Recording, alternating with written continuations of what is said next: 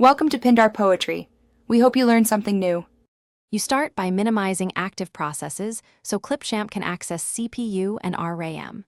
Close heavy tabs and background apps. This frees threads and reduces swap. Once done, open Clipchamp in a supported browser and confirm it's updated. Make sure your project preview uses 720p or lower to reduce decoding load. You'll notice smoother playback immediately when the editor has fewer competing resources. If you're on battery saver, disable it so power management doesn't throttle performance. You now focus on the files and connection. Transcode very large or variable frame rate footage to H.264 MP4. Clipchamp handles that codec more efficiently. Make sure auto-sync or cloud uploads are paused so network and disk I/O aren't contested.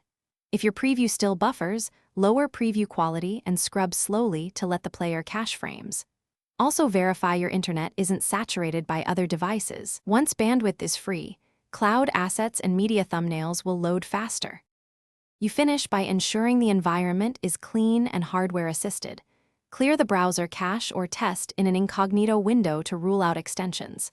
Make sure hardware acceleration is enabled in browser settings and update GPU drivers so decoding uses the graphics card. Export a short test clip to confirm the rendering path works.